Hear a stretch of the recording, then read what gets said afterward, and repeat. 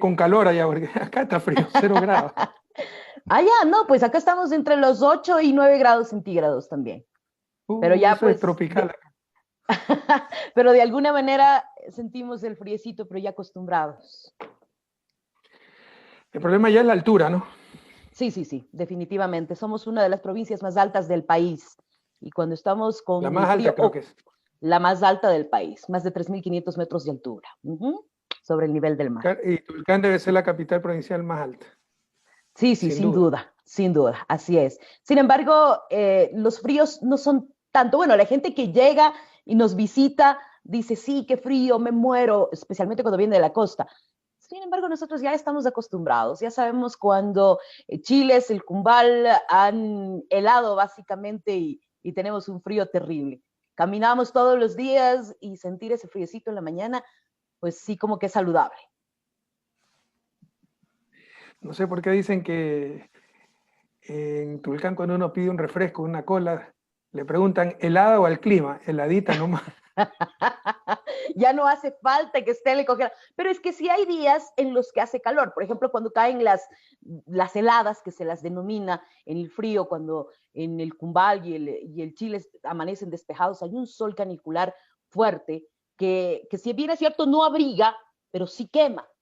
Y pues allí una cervecita helada o una gaseosa helada como que queda bien. El sol de los Andes y en la línea ecuatorial es matador, es Así es. matador. Sí. Mata a cualquiera eso, es durísimo. Listo. Vamos a ver, Jonathan, ¿estamos listos? Sí, estamos listos. Miriam, inicia usted, ¿no? Regresando del segundo corte para que Perfecto. continúe con el noticiero. ¿Listo? Ya, ok. Vamos entonces. No sé si el administrador del Zoom para que me ayude con la grabación, por favor. Listo, ya está grabando, ¿no? Cuando Ok. quiera, doña Miriam. Ya estoy grabando, Jonathan. Yo luego les paso el archivo. Listo, muchas gracias. 20 minutos, ¿no? Ya, listo. Amigos televidentes, estamos de regreso con ustedes. Gracias por continuar en nuestra sintonía.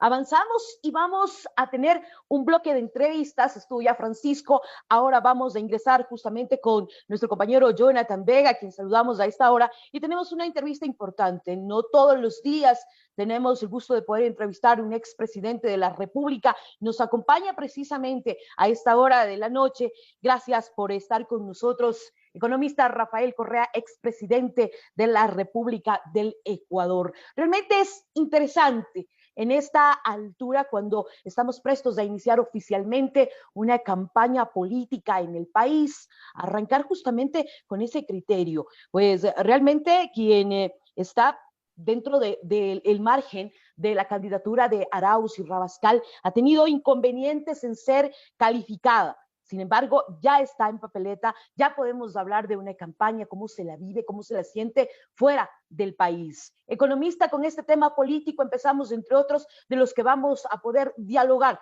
justamente desde la provincia del Carchi. Bienvenido, muy buenas noches.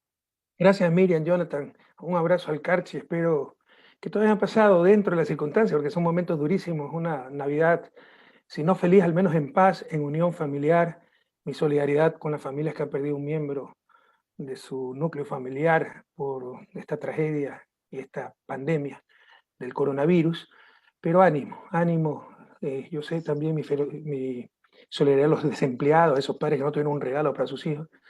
Pero ánimo que el 2021 será mejor si tomamos las adecuadas decisiones. Y bueno, usted ha hablado de la parte política, a muchos les molesta eso, es la mejor manera de dominarlo, porque todo lo que nos ha pasado es por dar la espalda a la política. Cuando nos traicionó Moreno dijeron, es un problema ya entre compadres, están presidiendo los correístas. La indiferencia nos aniquiló a todos, hoy todos sufrimos las consecuencias de este gobierno, así que involucrarse, a concientizarse, a tomar las correctas decisiones para juntos recuperar la patria, recuperar el futuro. Difícil empezar por o recuperarlo, en este caso economista, porque realmente la situación, no solamente en Ecuador, y usted topaba un tema que realmente sí nos ha preocupado a todos, una situación de pandemia que se la manejó, si bien es cierto, si podemos decirlo correcto o no correcto, pero que salieron a la luz varios temas de corrupción y en pandemia. una situación muy difícil de recuperar. Hablamos con los comerciantes y si topamos el tema economista en la provincia del Carchi, cuando ya veníamos años atrás en una situación económica realmente difícil, ¿cómo la podemos determinar sumado a pandemia? ¿Cómo podemos salir de esta situación? Qué difícil recuperarse de aquello. Empecemos por la pandemia y hablaremos luego de la crisis económica, producto de la pandemia, pero pudo haberse evitado en su mayor parte. Y les voy a dar ejemplos concretos. Gracias a Dios ya tenemos con qué comparar. Ya podemos comparar estos 4 años con los 10 años de la Revolución Ciudadana, pero en todo caso en la pandemia, usted habló de corrupción, sí, terrible, pero ha habido negligencia criminal. Cuando se supo del nuevo virus en Wuhan, en diciembre, en China, Wuhan, la ciudad de Wuhan, en lugar de abastecerse de pruebas, de poner al menos un respirador adicional, hicieron todo lo contrario. Votaron miles de trabajadores de la salud, redujeron presupuesto de la salud. No nos preparamos para cuarentena, creen que a la gente se le puede obligar. Imagínense un comerciante informal que se gana el pan día a día. Quédate en la casa y muérete de hambre, pero no te mueres de coronavirus. Había que respaldarlos con toda una logística de víveres, alimentos, y eso a su vez mantenía la actividad en economía, sobre todo popular y solidaria, porque esos víveres, esos alimentos, esa lechecita, se le compraba a los lecheros del Carchi y a los paperos del Carchi, se mantenían los precios, se mantenía la producción. No se hizo absolutamente nada. Pero como si esto fuera poco, se descubrió en plena pandemia la terrible corrupción del reparto de hospitales para compra de votos, que ha quedado en impunidad, porque ahí se iba a media asamblea y se caía el gobierno, porque todos están involucrados. Pero tenemos una fiscal puesta por Trujillo para encubrir a Moreno y perseguir a Correa, eso es todo, ¿no? Y respaldada por los Estados Unidos, no se engañen en eso. Pero si nosotros ganamos sin odio, pero con memoria, tendrán que responder ante la justicia, porque en plena pandemia, la gente muriéndose, muertos insepultos en las calles de Guayaquil, esta gente cobrando sobreprecios hasta en las fundas de cadáveres, entonces es intolerable. La pandemia ha sido muy mal manejada, están subregistrando la cantidad de muertos, 14.000, es tan fácil como esto. Comparen 2017, 2018, 2019, de marzo a diciembre los muertos con el 2020 y verán que tenemos 37.000 muertos de más. Esos son los 37.000 muertos del coronavirus, negligencia criminal de este gobierno. En este punto, no le he respondido a la parte de la crisis, ¿no? Sí. No, pero no quisiera irme en este puntito, economista, me dice, salieron a la luz varios casos de corrupción y realmente, como usted lo califica, criminal realmente ante todo sentido. En pandemia, poder encontrarse con este tipo de situaciones que todos los ecuatorianos definitivamente lo que ha determinado es horrorizarse ante esta situación, porque en pandemia. Ahora, que no han quedado o que se ha quedado, ¿cómo creer en la justicia economista? Cuando sí hay personas detenidas en la cárcel, por ejemplo, de Cotopaxi, detenidos los señores Bucarán en este sentido, involucrados en ello. No se puede hablar de justicia cuando tienen cierto tipo de privilegios también en los centros carcelarios y están detenidos por estas circunstancias. Yo les puedo mostrar encuestas donde la peor imagen, el menor nivel de confianza lo tienen los jueces de un país. Eso es gravísimo, los jueces del país. Eso es gravísimo, porque la base de la democracia es el Estado de Derecho. La base de la civilización es un Estado de justicia que en función de reglas preestablecidas juzgue las conductas de los ciudadanos, no en función del poder, del más fuerte, del más sabido, de lo que nos conviene en ese momento. Y eso es lo que está destrozado. Entonces hay retroceso hasta civilizatorio. Es una de las grandes cosas que tendremos que remediar. Recuerde que con la consulta mañosa y el trujillato, cuando Trujillo se declaró emperador, se declaró por encima de la Constitución, que sus decisiones tienen más peso, más alcance que una norma constitucional, en lugar de mandarlo al psiquiatra, ese pobre hombre, lo aplaudió cierta prensa, los grupos políticos, el gobierno, destituyó Corte Constitucional, declaró 7 meses de vacancia constitucional, se apoderaron de Consejo Electoral, de Tribunal Contencioso Electoral, se apoderaron de Consejo de Judicatura, destituyeron 70% de la Corte Nacional, pusieron jueces temporales para perseguirnos, impusieron fiscal, procurador, ratificaron un contralor impostor, se apoderaron de la superintendencia, destrozaron a la patria. Ha habido un verdadero proceso destituyente y tenemos que hacer un proceso constituyente que podría ser una asamblea constituyente, pero no es el único camino, depende de los resultados, sobre todo en cuanto a asamblea del próximo 7 de febrero. Pero la patria está destruida y sobre todo el sistema de justicia, que es el fundamento de la democracia y de la misma civilización. Economista, justicia politizada que no le permitiría regresar al país a usted. Pero es obvio, pues, ¿quién esté cegado por el fanatismo, por el odio más atroz, va a justificar que a un expresidente lo condenen por influjo psíquico? que la organización criminal sea presidente, vicepresidente, ministro, sea el gobierno, y que la gran prueba sea $6.000 que prestamos de nuestros propios fondos y devolvió hasta el último centavo. Todo está comprobado, pero fueron puestos a dedo esos jueces para perseguirnos. Por ejemplo, Iván León, que además es inepto. Usted puede ver sus intervenciones, es inepto, ¿no? Pero está de finalista en la Corte Nacional porque por eso hizo todo eso. Condena a Correa y te regalamos el puesto en la Corte Nacional. Y así han manejado absolutamente todo, pero esto más temprano que tarde se les derrumbará. La gran pena es el daño que han hecho al país, el tiempo que han hecho perder, las energías que se han consumido. Ellos tratándonos de destruir, nosotros tratando de que no nos destruyan, cuando esas energías pudieron servir para sacar adelante el país. Y miren la situación en que nos encontramos. Jonathan, usted tiene también preguntas. Miriam, no le respondí lo de la crisis económica, ¿no? Sí, economista, cerremos este justamente bloque al tema. con esto. Ajá. Sí, justamente, economista, muchísimas gracias por igual manera por la entrevista. Comentarle también qué hacer ahora en esta situación de crisis económica en el país. Ecuador, o prácticamente, bueno, el gobierno actual se está endeudando constantemente con el FMI, con diferentes organizaciones internacionales, pero muchas personas dicen que no ven ese dinero, que no se saben dónde se está invirtiendo. Ahora, ¿qué hacer entonces? ¿Cómo salir de la crisis que prácticamente arrasó con muchos negocios en esta pandemia? Pero retomando un poco la pregunta de Miriam, que se refirió a la provincia del Carchi con toda razón, porque el Carchi es una de las más grandes víctimas de esta situación. Lo dijo, ya venía de antes de la pandemia y viene desde el 2015, 2016, y son las cosas que no se entienden. Eso es fruto de la dolarización. Créanme, no es por oportunismo, por buscar justificaciones, pero algunas veces se induce a la gente a errores, ¿ya? Porque la lógica micro no es la lógica macro. A todo el mundo le gusta tener dólares en el bolsillo, pero si la economía no produce dólares, puede colapsar el sistema, y no solo eso. Con dólares en el bolsillo tengo una moneda dura. Si los demás países nos deprecian, se abaratan y perdemos mercado. Y es lo que le sucedió a Carchi. En el 2016 hubo una apreciación histórica del dólar. El peso colombiano fue depreciado en cerca del 70%.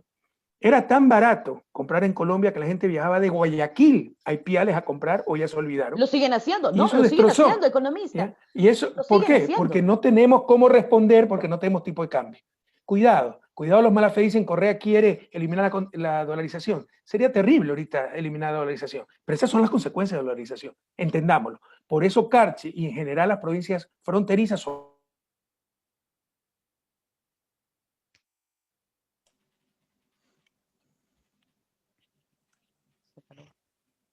sobre todo con Colombia, el norte, sucumbió Carchi del dólar, sobre todo con el peso colombiano.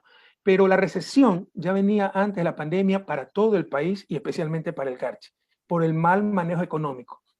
Nosotros dejamos una economía creciendo, el 2017 crecimos 2.4%, pero empezaron a aplicar las políticas neoliberales, salidas de capitales, sálvese quien pueda, hasta que nos hicieron colapsar y con la pandemia pues ya fue el golpe de gracia. De mí siempre esperen, queridos carchenses, optimismo. Ustedes son luchadores, el mejor ejemplo es un Richard Carapaz que nos llena de orgullo a todos. De mí siempre esperen optimismo, soluciones, pero nunca mentiras. Es la más grave crisis de la historia del país. Para ponerlo en perspectiva, en el 99 decrecimos 5.4%. Ahora vamos a decrecer el 11%, el doble. Si no tomamos las correctas decisiones el 7 de febrero, puede colapsar el país para siempre. Podemos entrar en estado fallido. No podemos equivocarnos. Ahora, economista, si hablamos, por ejemplo, de que en los 10 años de gobierno, Carchi también tenía los mismos problemas, las mismas dificultades. ¿Qué pasa? ¿Por qué no hay inversión? ¿Por qué no hay empresas? ¿Cómo combatir el contrabando? ¿Cómo podemos explicar que aún todavía permanezcamos dentro de ello? La actividad principal en Carchi no es la agricultura como se habla. Hablemos de ciudades, bueno, San Gabriel, en Mira, que sí se dedican a la agricultura, pero hablamos de Tulcán, que ya es básicamente la zona de frontera, en donde el comercio era la principal actividad, pero el comercio informal, pero el comercio ilegal. Si nosotros vemos y hablamos de estadísticas, economista, el tema del paso de sustancias estupefacientes ha crecido, sí, cada vez más. Si el puente internacional de Rumichaca se encuentra cerrado por tema de pandemia, ¿cómo podemos determinar de que en años atrás, cuando más cerraba el año entre las 8, 6 toneladas de sustancias estupefacientes incautadas por la policía, y hoy hablamos ya de 13 toneladas incautadas solamente en la provincia del Carchi? ¿De qué comercio formal hablamos? ¿Cuándo? muchos de los comerciantes que no tienen que hacer, buscan pasar por las trochas, poco o mucho quizá, depende de las magias, porque así se los ha catalogado, verdaderas magias del contrabando.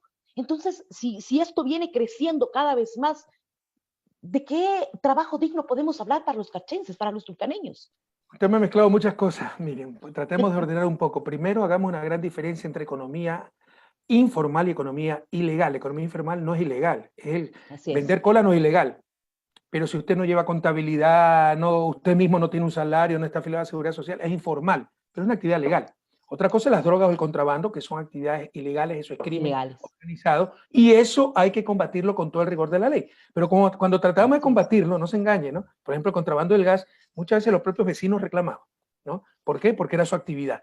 Entendamos que una de las cosas más preciadas que tiene un país es el Estado de Derecho. Podemos estar en desacuerdo con la ley, no podemos desobedecerla, sino todos vamos a estar peor. Segundo, con la dolarización, primero con mi gobierno no es que estaba en la misma situación, Carchi, había problemas, pero dábamos solución, la tasa de desempleo era mucho más baja, pero claro, ya había una afectación al comercio, porque desde que se implantó la dolarización, perdimos competitividad.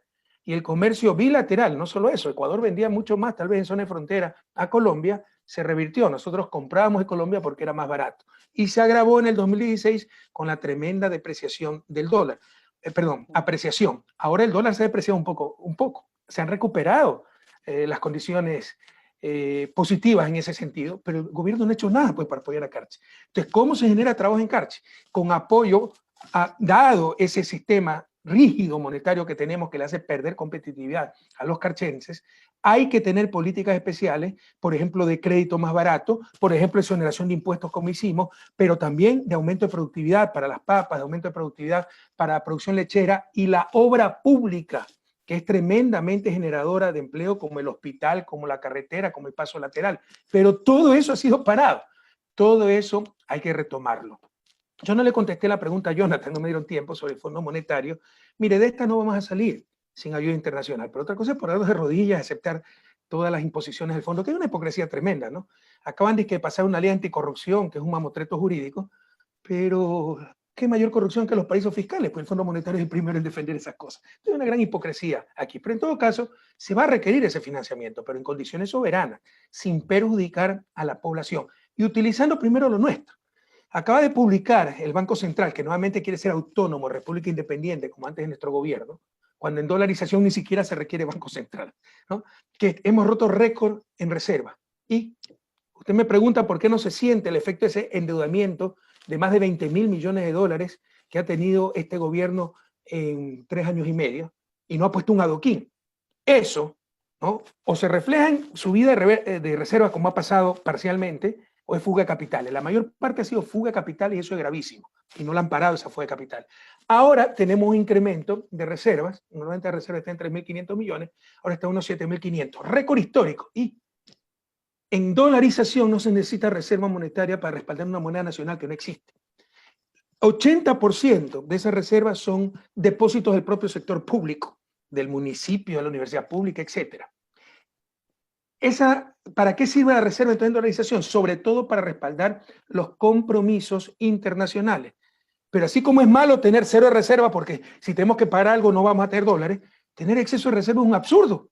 Es como que si mis hijos se están muriendo de hambre y yo estoy metiendo toda la plata bajo el colchón. Es un absurdo. Hay que tener un mínimo para responder en caso de emergencia y el resto mandarlo a la economía. Esas tonterías que nos presentan, de que hemos roto récord en reservas, que no es fruto, por ejemplo, del comercio, lo cual sería muy positivo, vendimos más lo que compramos, sino de endeudamiento y endeudamiento público, es tremendamente recesivo.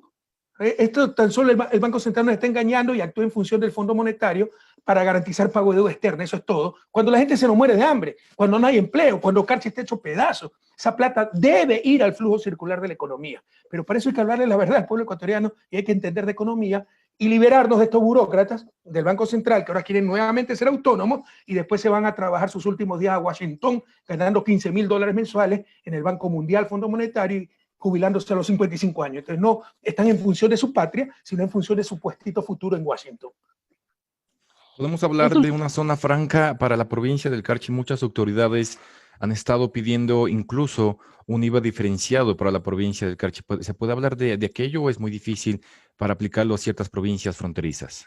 Ya no existe en nuestro marco legal zona franca, pero sí zonas de desarrollo especial y se puede pensar en eso.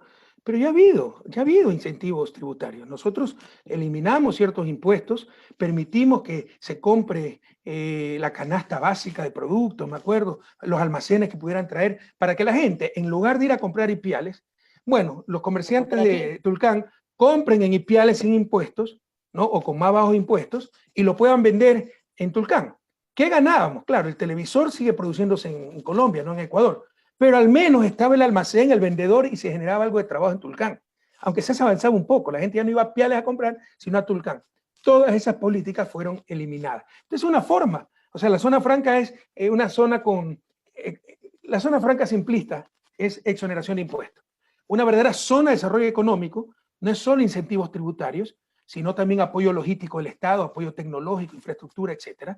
Y eso, con o sin zona franca, con y sin zona de desarrollo económico especial, como se llama ahora en nuestra Constitución y en nuestra ley, hay que hacerlo en Carchi y lo estamos haciendo, pero se destruyó todo, se eliminó todo, se paró todo.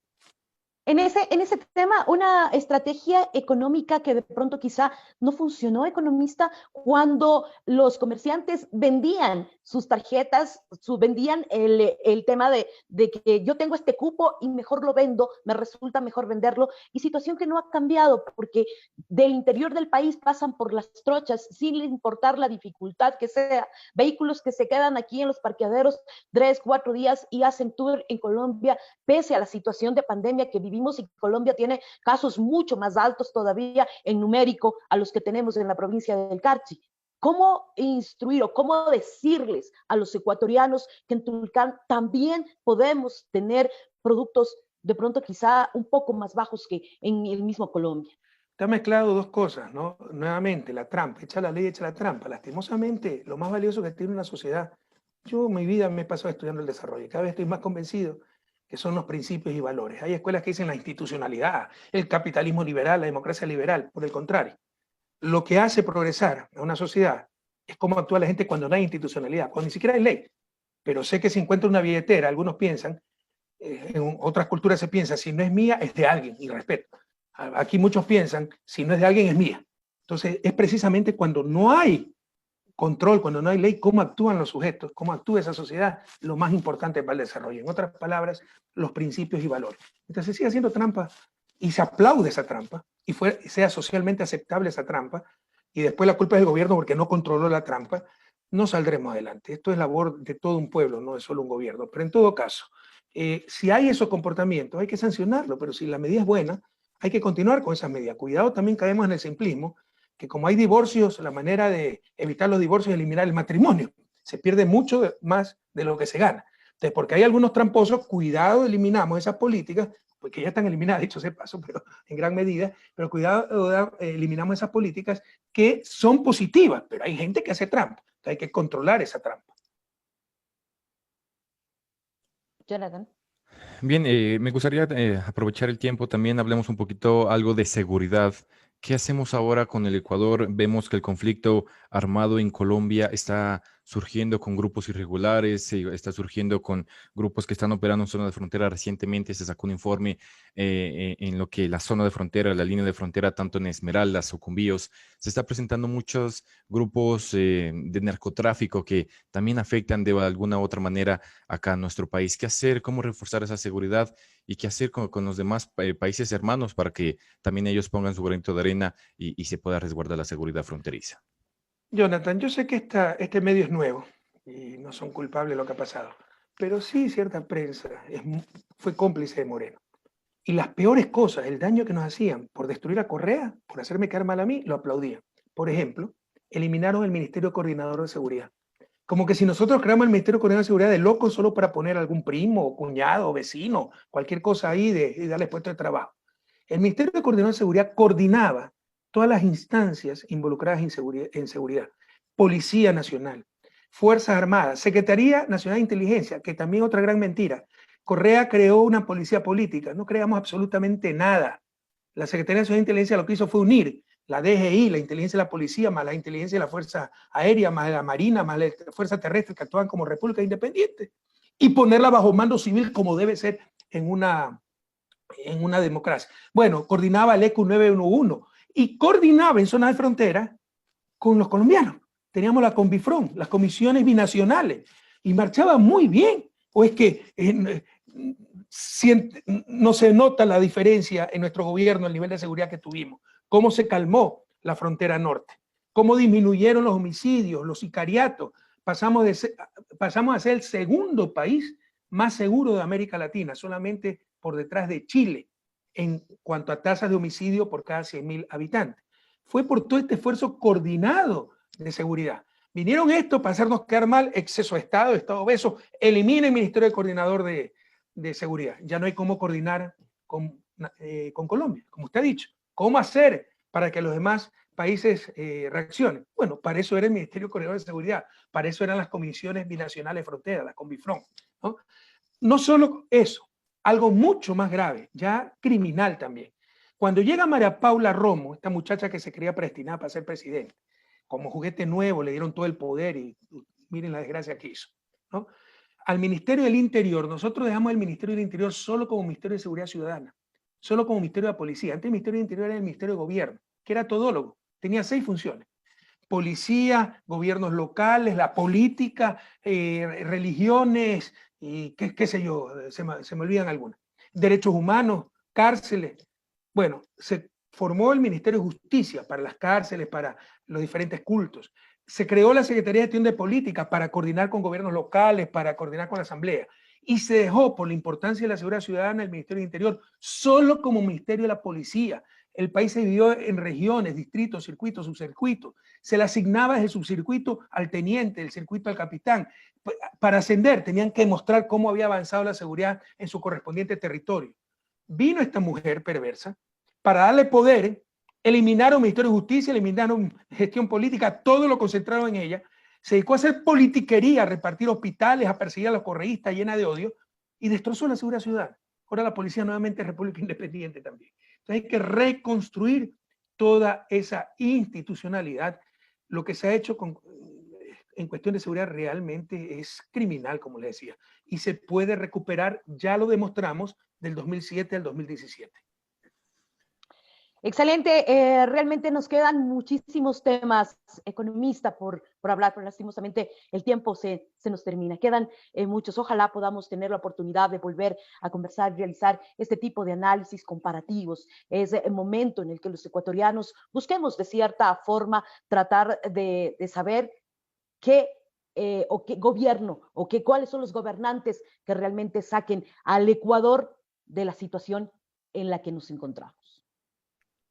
Bueno, gracias por esta entrevista nuevamente, ¿no? Pero ánimo, Carchi, se pudo hacer mucho más, se pudo hacer, no somos necios, no es que podemos ver que hay una pandemia, pero no tuvo por qué ser esta tragedia que vivimos.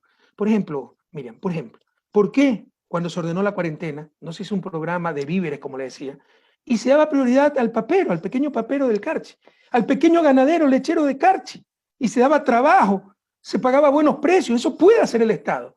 No se hizo absolutamente nada.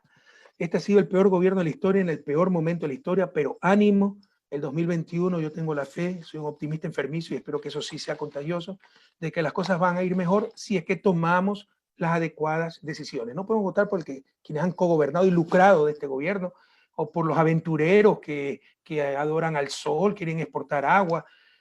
Hay que volver a esas políticas que tanta prosperidad nos dieron del 2007 al 2017 y con gente que sepa de economía, que es el problema nuclear, el problema fundamental que tenemos en estos momentos Carchi y la sociedad entera. Y de ahí se derivan otras cosas.